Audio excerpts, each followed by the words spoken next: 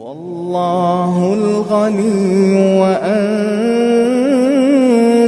الفقراء.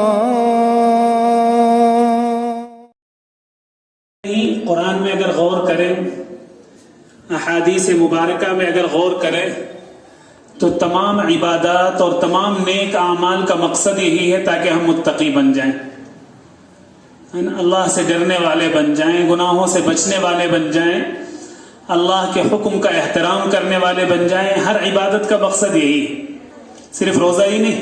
نماز کے بارے میں بھی اللہ نے فرمایا نماز قائم کرو. کیوں؟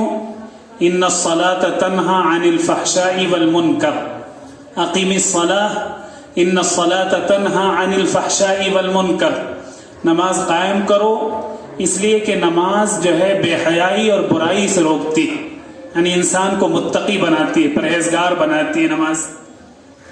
قربانی کے بارے میں اللہ تبارک و تعالی نے ارشاد فرمایا لن ينال الله لحومها ولا دماؤها ولكن يناله التقوى منكم. اللہ فرماتے ہیں کہ قربانی کے جانور کا گوشت، اس کی کھالیں، اس کا خون، یہ اللہ تعالیٰ کے نہیں پہنچتا ہے بلکہ تمہارا تقوی پہنچتا ہے نا، کہ تمہارے دل کے اندر اللہ کے اس حکم کا کتنا احترام ہے، تم اللہ کے اس حکم کی کتنی تعظیم کرنے والے ہو، تمہارے اندر اللہ کا کتنا خوف ہے، یہ اللہ تبارک و تعالیٰ تک پہنچتا ہے. صرف جانور بڑا ہونے سے یا صرف جانور جو ہے زیادہ تندرست ہونے سے اللہ تبارک و تعالیٰ کے ہاں ثواب میں اضافہ نہیں.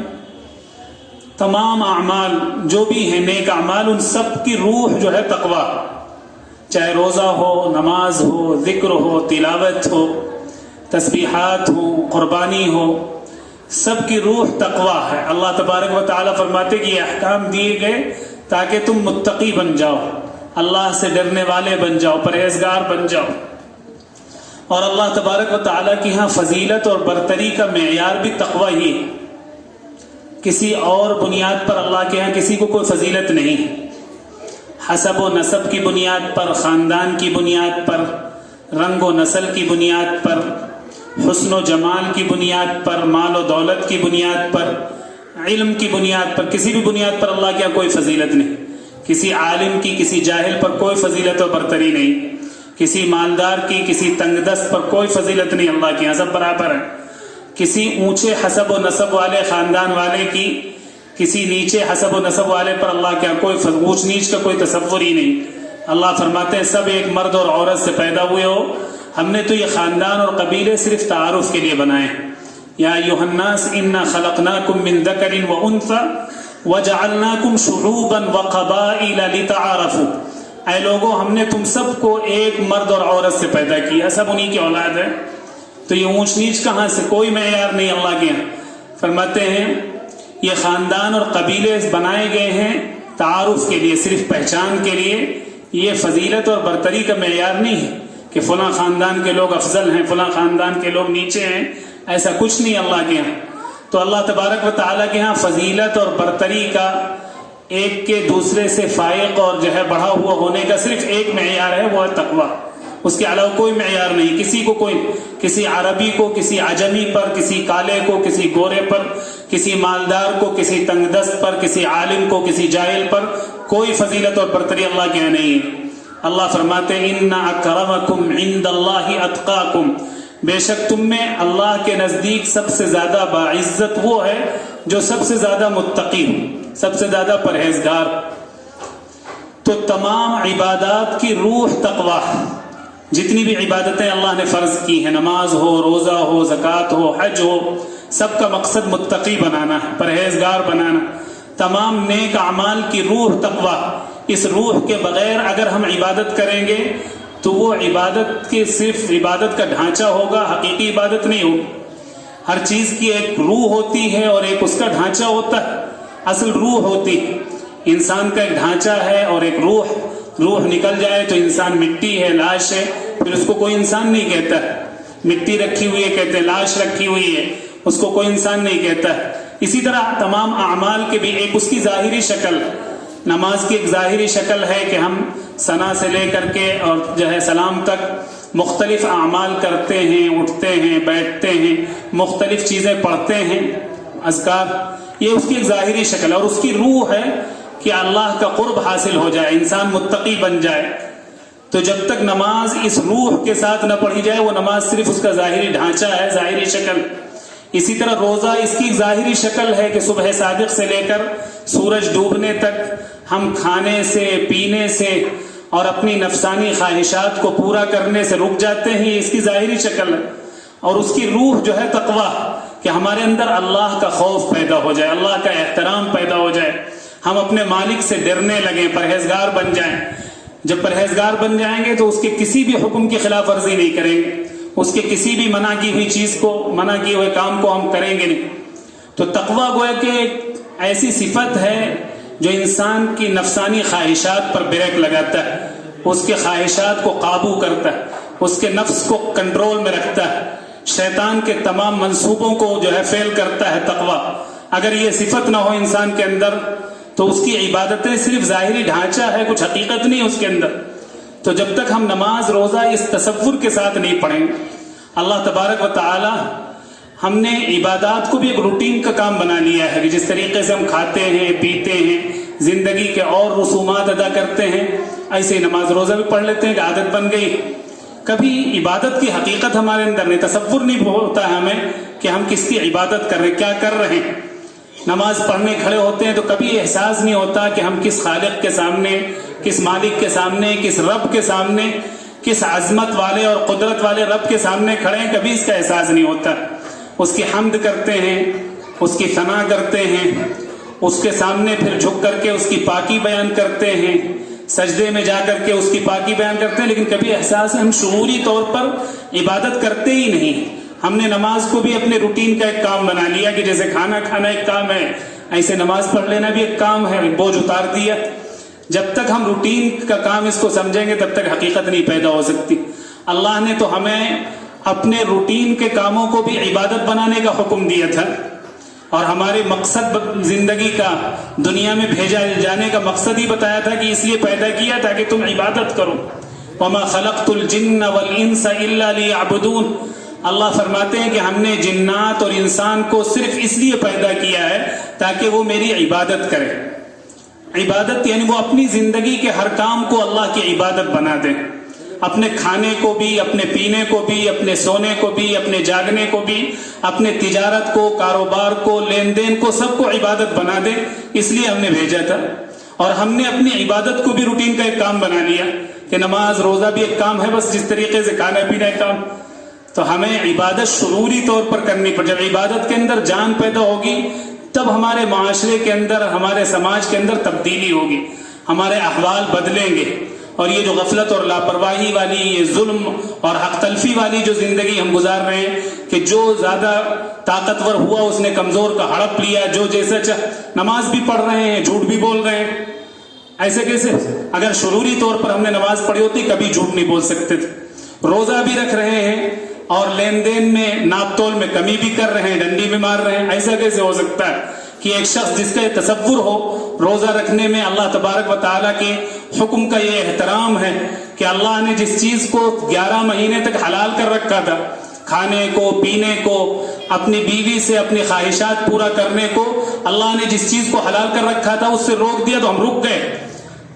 تو پھر جس کو اللہ نے ہمیشہ کے لیے حرام کر رکھا، ہر وقت جس کو اللہ تبارک و تعالیٰ نے حرام کیا ہے اور اس پر سخت ترین سزاؤں کی جو ہے وعیدیں سنائی ہیں، وہ کام کیسے کر سکتا ہے کوئی مومن؟ اس کا مطلب کہ روزے کو ہم نے شعوری طور پر کبھی رکھا ہی نہیں، بس ایک روٹین کا کام بنا لیا روزہ رکھ. تو روزہ بھی رکھ رہے ہیں، فراڈ بھی کر رہے ہیں، روزہ بھی رکھ رہے ہیں، جھوٹ بھی بول رہے ہیں، روزہ بھی رکھ رہے ہیں، لین دین میں جو ہے ایک دوسرے کی حق تلفی بھی کر رہے ہیں. تو اگر ہم نے عبادات کو شعوری طور پر یہ احساس کرتے ہوئے کہ ہم اپنے مالک کی عبادت کرتے ہیں، بندگی کرتے ہیں، اگر یہ جوہر، یہ تصور ہمارے اندر پیدا ہوتا تو پھر ہماری زندگی یقیناً بدل جاتی. اللہ کے رسول صلی اللہ علیہ وسلم نے حضرات صحابہ کرام میں یہی روح پیدا کر دی تھی. وہ ہر عبادت کو عبادت سمجھ کر کے کرتے تھے، وہ ہر عبادت کی روح ان کے اندر پیدا. اس لیے ان کی سوچ الگ تھی، ان کے تفکرات الگ تھے، ان کی ترجیحات الگ تھی. وہ سب کچھ آخرت کو سمجھتے تھے، اللہ کی رضا کو سب کچھ سمجھتے تھے. ہم نے چونکہ عبادت کو روٹین بنا لیا ہے، روٹین کا کام بنا لیا، معمول ایک بنا لیا ہے، حقیقت ہماری عبادت کے اندر نہیں. اس لیے ہماری سوچ بدل گئی ہے، ہمارے رجحان بدل گئے، ہماری ترجیحات بدل گئی. ہماری سوچ یہ ہے کہ سب کچھ یہی دنیا، یہی کی آسائش، یہی کی راحت، اسی کے لیے فکر مند رہتے ہیں. ہماری ترجیحات بس دنیا ہی کی نعمت ہے.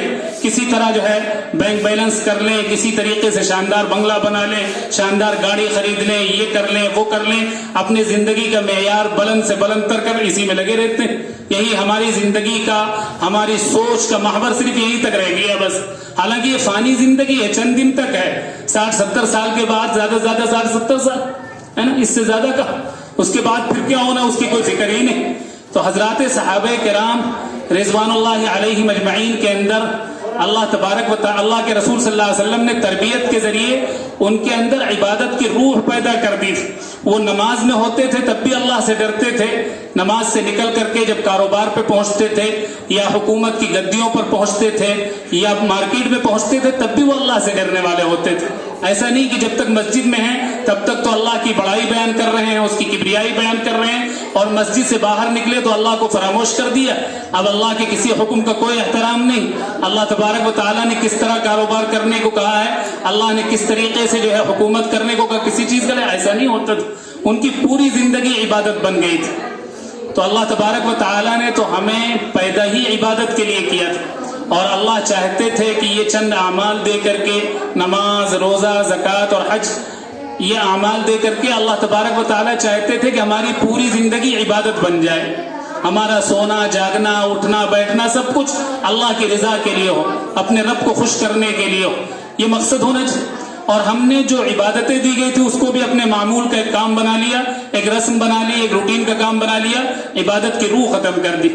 نماز پڑھتے رہتے ہیں، احساس بھی نہیں ہوتا کہ ہم کیا کر رہے ہیں. روزہ رکھے ہوئے ہیں اور ہمیں پتہ بھی نہیں کہ ہم کس عمل میں ہیں اور اس کا تقاضا کیا ہے. اللہ کے رسول صلی اللہ تبارک و تعالیٰ نے بتایا کہ رمضان کا مہینہ صرف بھوکا پیاسا رکھنے کے لیے نہیں دیا.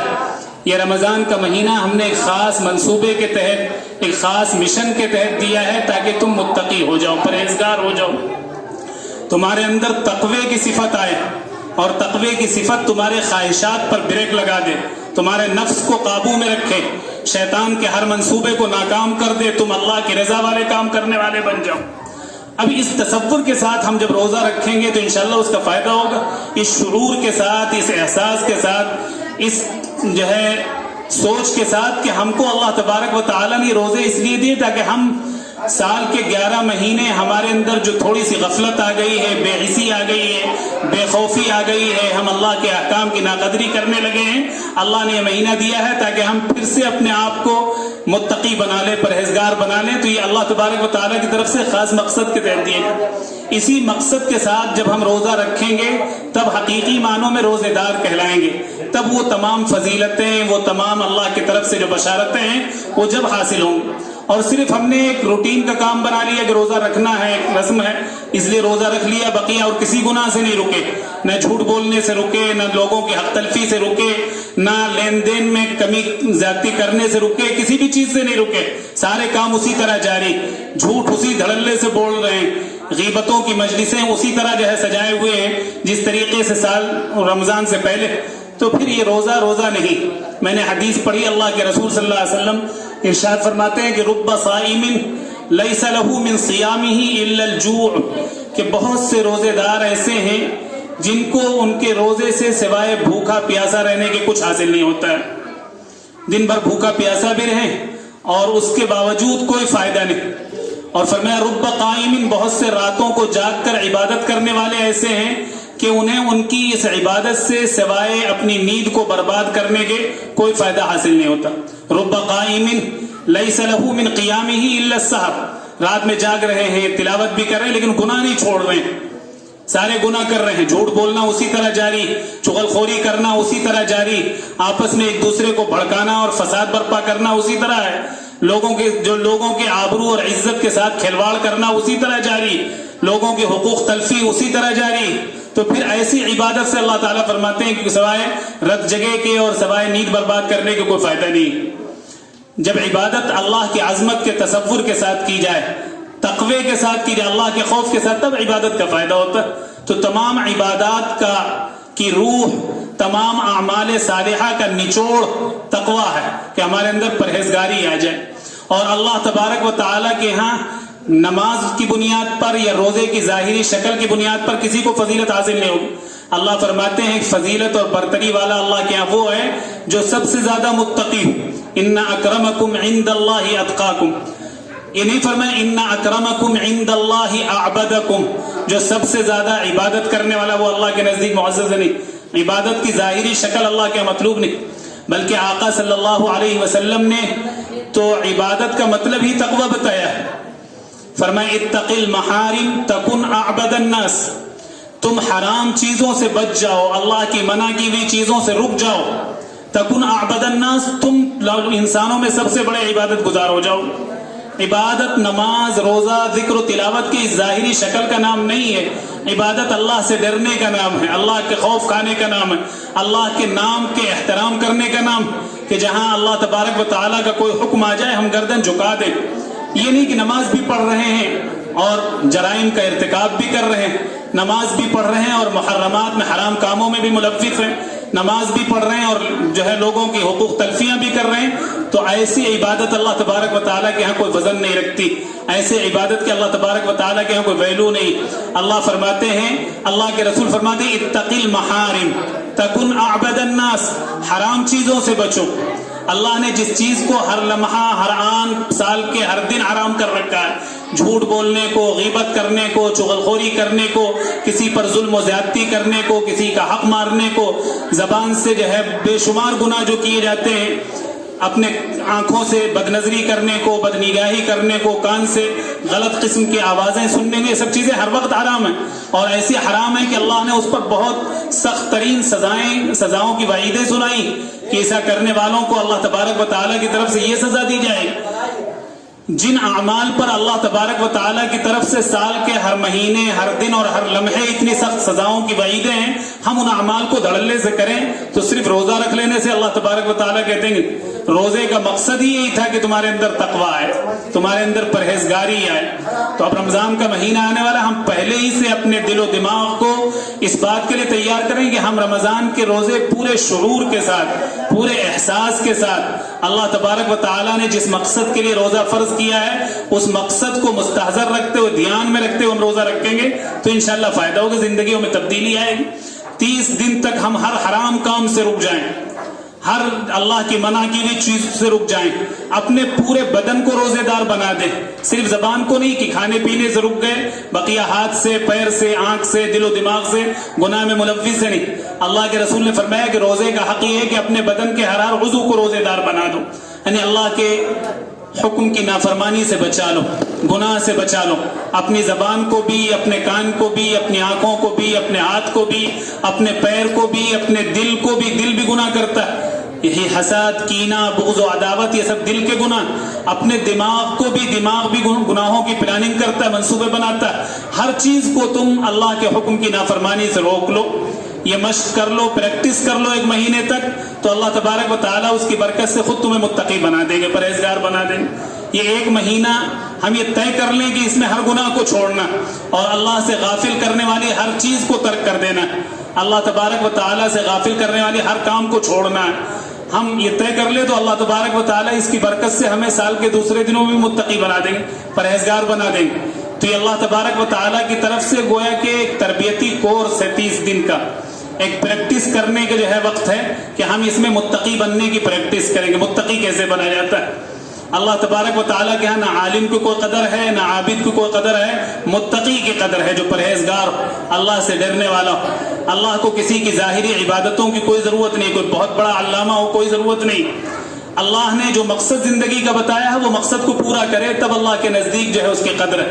تو متقی کی قدر آج پورا کا پورا آوے کا آوا بگڑا ہوا ہے. کیا عالم، کیا جاہل، کیا پڑھے لکھے، کیا ان پڑھ، کیا عوام، کیا خواص، سب اللہ کے جو ہے اللہ سے غافل ہو چکے، اللہ کے احکام سے غافل ہو چکے. اللہ تبارک و تعالیٰ کا منادی، اللہ کی کبریائی کا، اللہ کی بڑائی کا، اللہ تبارک و تعالیٰ کی وحدانیت اور یکتائی کا حوالہ دے دے کر کے دن میں 5 مرتبہ پکارتا ہے، لیکن کسی کو فرصت نہیں نماز کے لیے آنے کی. پتہ چلا کہ اللہ کے حکم کا کوئی احترام نہیں ہمارے نزدیک. مل گیا وقت تو پڑھ لیا, جہاں موقع ملا وہاں پڑھ لیا, نہیں. اصل یہ ہے کہ جیسے ہی اللہ کے منادی کی آواز اللہ اکبر کی آواز ہے, وہ اللہ کی کبریائی بیان کہ اللہ سب سے بڑا ہے, اللہ سب سے بڑا. اللہ سے تمہارا رشتہ یہ ہے کہ تم نے اللہ کی وحدانیت کا اقرار کیا ہے, محمد الرسول اللہ کی رسالت کی گواہی دی ہے, لہذا اب تم نماز کی طرف آؤ, کامیابی کی طرف آؤ. وہ یہ کہہ رہا ہے ہم اپنے بازار کی طرف جا رہے ہیں, اپنے کاموں میں لگے ہوئے, جب ہر کام سے نمٹ جائیں گے, جب اخیر میں فرصت ملے گی, موقع ملے گا تو نماز پڑھ لیں گے. کون سی نماز؟ یہ تو ہم نے اپنی ایک عادت بنائی ہے, اس کو نماز کا نام دے لیا ہے. یہ نماز نہیں, نماز یہ ہے کہ اللہ کے حکم کے آگے سب کچھ چھوڑ دیں. تو ہر عبادت کی جو روح ہے, جب تک وہ روح اپنے اندر نہیں پیدا کریں گے تو عبادت کی جو ظاہری شکل ہے, ڈھانچہ ہے, یہ اللہ کے ہاں مطلوب نہیں. اللہ تبارک و تعالیٰ کو یہ نہیں چاہیے, اللہ کو عبادت کی روح چاہیے. اور روح یہی ہے کہ ہم اللہ تبارک و تعالیٰ کے ہر حکم کا احترام کرنے والے بن جائیں, اللہ سے صحیح معنوں میں ڈرنے والے بن جائیں. ڈر ہماری زندگی سے بالکل نکل گیا, اسی لیے گناہ کرتے وقت ہمیں احساس بھی نہیں ہوتا کہ ہمیں اللہ کے سامنے کھڑے ہو کر کے اپنے اس عمل کا جواب دینا ہے. اور اللہ تبارک و تعالیٰ کی عدالت میں وہاں کوئی مددگار نہیں ہوگا, کوئی ہمارا حمایتی نہیں ہوگا, کوئی پیروی کرنے والا نہیں ہوگا. ہر ایک کو اپنے اعمال کا خود جواب دینا پڑے گا. اور جب تک اپنی زندگی کے تمام اعمال کے متعلق اللہ تبارک و تعالیٰ کو جواب نہیں دے گا, اس کے قدم آگے نہیں بڑھ سکتے. یہ احساس پیدا ہو جائے تو انسان گناہ کرے کیوں؟ تو اللہ تبارک و تعالیٰ چاہتے ہیں کہ ہمیں پرہیزگار بنائیں, اس لیے رمضان کا یہ روزہ دیا ہے. اسی تصور کے ساتھ, اسی شعور اور احساس کے ساتھ ہم روزہ رکھیں تو انشاءاللہ زندگی میں تبدیلی آئے. اگر تبدیلی آ رہی ہے, ہم گناہ چھوڑنے والے بن رہے ہیں, تو اس کا مطلب کہ ہمارے روزے اللہ کے ہاں مقبول ہو گئے. اور اگر ویسے ہی رفتار بے ڈھنگی جو پہلے تھی وہ اب بھی ہے, کوئی چیز نہیں بدلی, تو اس کا مطلب کہ روزے اللہ کے بارگاہ میں قبول نہیں ہوئے. یہ علامت ہے روزے کے مقبول ہونے کی, یہ حج کی قبولیت کی, کہ اللہ انسان کی زندگی میں تبدیلی آ جائے. حج سے پہلے جو زندگی تھی, حج کے بعد اس زندگی میں تبدیلی آئے. حج سے پہلے نمازوں سے غفلت تھی, اب نماز کا اہتمام کرنے والا بن جائے. حج سے پہلے لوگوں کے حقوق تلف کرتا تھا, اب دوسروں کے حقوق ادا کرنے والا بن جائے, تب اس کا مطلب کہ وہ حج اللہ کے یہاں مقبول ہو گیا. اسی طرح روزہ بھی, اگر اس روزے سے ہماری زندگیوں میں انقلاب آیا, تبدیلی آئی, اور ہم کسی درجے میں بھی اللہ کے حکم کا احترام کرنے والے بنے ہیں, فرائض کا اہتمام کرنے والے بنے ہیں, لوگوں کے حقوق ادا کرنے والے بنے ہیں, تو اس کا مطلب کہ ہمارا روزہ اللہ کے یہاں قبول ہو گیا. اور اگر کوئی فکر پیدا نہیں, کوئی تبدیلی نہیں, نہ سوچ بدلی, نہ ہمارے رجحان بدلے, نہ ہماری سوچ بدلی, کچھ بھی نہیں بدلا ہے, ویسے ہی ہے, تو پھر اس کا مطلب کہ یہ روزہ ایک رسمی طور پر ہم نے ادا کر لیا. اس روزے کے اللہ تبارک و تعالیٰ کے نزدیک کو قیمت نہیں, اللہ کے یہاں روزے قبول نہیں ہوئے. تو اللہ تبارک و تعالیٰ ہم سب کو پورے احساس کے ساتھ, پورے شعور کے ساتھ رمضان کے روزے رکھنے کی اور ہر عبادت کرنے کی اللہ توفیق عطا فرمائے, ہے نا. عبادت کو ہم اپنی پوری زندگی کو عبادت بنائیں, نہ یہ کہ ہم عبادت کو بھی اپنی ایک عادت بنا لیں, ہے نا. الٹا ہو کہ اللہ تبارک و تعالیٰ نے تو یہ چاہا تھا کہ ہم اپنی زندگی کے ہر عمل کو عبادت بنا دیں, کھانے پینے کو بھی عبادت بنا دیں, سنت کے مطابق کھانا کھائیں, نیت یہ کریں کہ اس سے قوت حاصل ہوگی تو ہم اللہ کی عبادت کریں گے, اللہ کے مخلوق کی خدمت کریں گے, تو یہ کھانا پینا بھی عبادت بن گیا, سونا جاگنا بھی عبادت بن جائے, ہر چیز عبادت بن جائے. اگر ہماری نیت صحیح ہو جائے, ہمارے دل کا قبلہ, ہمارا رخ صحیح ہو جائے, تو ہر چیز عبادت. اللہ کو نے تو یہ چاہا تھا کہ ہر چیز کو عبادت بنائیں. ہم نے جو مخصوص عبادتیں اللہ نے دی تھی, روزہ, نماز وغیرہ, اس کو بھی اپنی ایک عادت بنا لی ہے. اس میں کبھی شعور نہیں, کبھی احساس نہیں کہ کیا کر رہے ہیں, اس لیے زندگیاں بدل نہیں رہی. ورنہ اللہ کا فرمان تو غلط نہیں ہو سکتا. اللہ فرما رہے ہیں کہ نماز سے زندگیوں میں تبدیلی پیدا ہوتی ہے, روزے انسان کے احوال کو بدل دیتے ہیں, حج انسان کے حالات کو بدل دیتا ہے. یہ اللہ کا فرمان ہے اور ہمارے حالات نہیں بدل رہے. اس کا مطلب کہ ہم نماز, روزہ اور حج ہم نے عادت بنا لی, حقیقت نہیں ہے. جب حقیقت پیدا ہوگی تو اللہ کا وہ حکم بھی پورا ہوگا, ہمارے حالات میں تبدیلی ہوگی.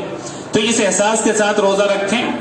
رمضان کے آنے سے پہلے ہی اپنے آپ کو ذہنی طور پر, دماغی طور پر, جسمانی طور پر تیار کر لیں کہ ہمیں اس مہینے میں مکمل اللہ کی اطاعت کرنی, فرما برداری کرنی, اپنے آپ کو اللہ کی عبادت میں, ذکر و تلاوت میں, تسبیحات میں, نوافل میں, گناہوں سے بچنے میں, اللہ کے بندوں کی خیرخواہی اور ہمدردی میں اپنے آپ کو تھکانا, عبادت میں اپنے آپ کو تھکانا ہے نا. دنیا کے کاموں میں جیسے ہم سال کے 11 مہینے اپنے آپ کو تھکاتے ہیں, ایسے اس مہینے میں اللہ کی عبادت میں اور مخلوق خدا کی خدمت میں اپنے آپ کو تھکانا ہے.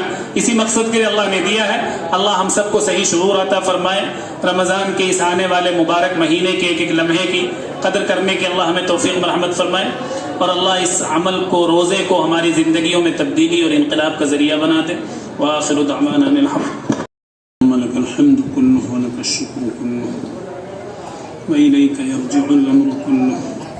اللهم لا نحصي ثناء عليك أنت كما أثنيت على نفسك. لا إله إلا الله الحليم الكريم. سبحان الله رب العرش العظيم. اللهم صل وبارك وسلم على أحب خلقك إليك وأكرمهم لديك سيدنا ومولانا محمد وعلى آله وأصحابه وذريته أجمعين كما تحب وترضى عدد ما تحب وترضى يا كريم. ربنا آتنا في الدنيا حسنة وفي الآخرة حسنة وقنا عذاب النار. ربنا اغفر لنا ذنوبنا وإسرافنا في أمرنا وثبت أقدامنا وانصرنا على القوم الكافرين. ربنا ظلمنا أنفسنا وإن لم تغفر لنا وترحمنا لنكونن من الخاسرين. ربنا اغفر لنا ولإخواننا الذين سبقونا بالإيمان ولا تجعل في قلوبنا غلا للذين آمنوا ربنا إنك رؤوف رحيم. اللهم إنا نسألك العفو والعافية والمعافاة الدائمة في الدين والدنيا والآخرة. اللهم إنا نسألك رضاك والجنة ونعوذ بك من سخطك والنار. اللهم إنا نسألك علما نافعا وعملا متقبلا وقلبا خاشعا ولسانا ذاكرا ورزقا حلالا طيبا واسعا وشفاء من كل داء. اللهم إنا نسألك موجبات رحمتك وعزائم مغفرتك والغنيمة من كل بر والسلامة من كل إثم. لا تدع لنا ذنبا إلا غفرته ولا هما إلا فرجته ولا كربا إلا نفسته ولا ضرا إلا كشفته ولا مريضا إلا شفيته ولا دينا إلا أديته ولا حاجة من حوائج الدنيا والآخرة هي لك رضا إلا قضيتها يا أرحم الراحمين. اے اکرم الاکرمین، ہمارے گناہوں کو معاف فرما دیجیے. اے الہ العالمین، ہمارے خطاؤں سے درگزر فرما دیجیے. اے اللہ، دن کے اجالوں میں، رات کی تاریکیوں میں، تنہائیوں میں، مجلسوں میں، جان بوجھ کر انجانے میں جس حال میں بھی ہم سے چھوٹے بڑے گناہ ہوئے ہوں، کریم آقا اپنے فضل و کرم سے معاف فرما دیجیے، معاف فرما دیجیے. اے اللہ، ہمیں کامل اور مکمل ایمان عطا فرما دیجیے. اپنی ذات و صفات کا پختہ یقین عطا فرما دیجیے. اپنے وعدوں اور فیصلوں کا یقین عطا فرما دیجیے. آخرت کا یقین عطا فرما دیجیے. اے اللہ، ہمیں سچا اور پکا مسلمان بنا دیجیے. اے مولا کریم، ہمیں اپنی پوری زندگی اسلامی تعلیمات اور نبوی ہدایات کے مطابق گزارنے کی توفیق عطا فرما دیجیے. اے اللہ، ہمیں متقی بنا دیجیے، پرہیزگار بنا دیجیے. حرام اور حلال کی خلش ہمارے اندر پیدا فرما دیجیے. جائز اور ناجائز کی فکر عطا فرما دیجیے. اے اللہ، حدود کے اندر رہ کر ہمیں زندگی گزارنے کی توفیق عطا فرما دیجیے. اے اللہ، حدود سے آگے بڑھنے اور تجاوز کرنے سے ہماری حفاظت فرما لیجیے. اے مالک، ہم سے مانگنا نہیں آتا، آپ ہماری ضروریات سے ہم سے زیادہ واقف ہیں. اے اللہ، ہماری تمام دینی، دنیاوی، مادی اور روحانی ضرورتوں کو اپنے خزانے غیب سے پورا فرما دیجیے. اے اللہ، بیماروں کو شفا عطا فرما دیجیے. اے اللہ، بہت سے احباب نے اپنے متعلقین کے لیے دعائیں شفا اور صحت کے لیے کہا ہے. اے اللہ، آپ سب کے ناموں سے واقف ہیں، سب کے اغراض سے واقف ہیں. اے اللہ، تمام بیماروں کو شفا عطا فرما دیجیے. پریشان حالوں کی پریشانیاں دور فرما دیجیے. اے اللہ، پریشان حالوں کی پریشانیاں دور فرما دیجیے. قرض داروں کے قرضوں کی ادائیگی کی صورتیں پیدا فرما دیجیے. بے روزگاروں کو حلال اور پاکیزہ روزگار عطا فرما دیجیے. اے اللہ، بے اولادوں کو نیک اور صالح اولاد عطا فرما دیجیے. جن کی اولادیں نافرمان ہیں، اللہ ان کی اولادوں کو فرما بردار بنا دیجیے. اے اللہ، ہر والدین کو اپنی اولاد کی دینی اور ایمانی تربیت کی فکر عطا فرما دیجیے. اے اللہ، ہر والدین کو اپنے اولاد کی دینی اور ایمانی تربیت کی فکر عطا فرما دیجیے. اے مولا کریم، رمضان المبارک کا بابرکت مہینہ آنے والا ہے. اے اللہ، ہم سب کو اس مہینے کے ایک ایک لمحے کی قدر کرنے کی توفیق عطا فرما دیجیے. اے اللہ، پورے شعور کے ساتھ، احساس کے ساتھ، بندگی کے احساس کے ساتھ اے اللہ ہمیں عبادت کی توفیق عطا فرما دیجیے. اے اللہ، روزوں کی جو روح ہے، حقیقت ہے تقوی، اے اللہ ہماری زندگیوں کے اندر تقوی پیدا فرما دیجیے، اے اللہ ہماری زندگیوں کے اندر تقوی پیدا فرما دیجیے، اے اللہ ہمیں متقی بنا دیجیے، پرہیزگار بنا دیجیے، گناہوں سے بچنے والا بنا دیجیے، نفس و شیطان سے لڑنے والا بنا دیجیے۔ اے اللہ نفس و شیطان نے ہمیں گناہوں کے دلدل میں دھسا دیا ہے، اے مالک آپ کی توفیق کے بغیر ہم گناہ نہیں چھوڑ سکتے ہیں، اے اللہ ہمیں گناہ چھوڑنے کی توفیق عطا فرما دیجیے، جو گناہ کر چکے اللہ سچے دل سے ان گناہوں پر توبہ کرنے کی توفیق عطا فرما دیجیے، ندامت اور شرمساری عطا فرما دیجیے۔ اے مولا کریم آپ رحیم ہیں، کریم ہیں، آپ رحمان ہیں، آپ غفور ہیں، اے اللہ آپ کو آپ کی شان رحمت کا واسطہ ہمارے تمام گناہوں کو معاف فرما دیجیے، اے اللہ ہمیں گناہوں سے بچنے کی ہمت عطا فرما دیجیے، طاقت عطا فرما دیجیے۔ گناہوں سے اللہ شیطان نے گناہوں میں ملوث کرنے کے لیے ایسے ایسے پھندے ڈال دیے کہ ہمارے نوجوان، ہمارے بزرگ، ہمارے بچے، ہماری مائیں اور بہنیں کوئی بھی نہیں بچ پاتا ہے۔ اے اللہ آپ توفیق دے دیجیے ہمیں گناہوں سے بچنے کی، شیطان کے ہر منصوبے کو ناکام فرما دیجیے، شیطان کے ہر منصوبے کو ناکام فرما دیجیے۔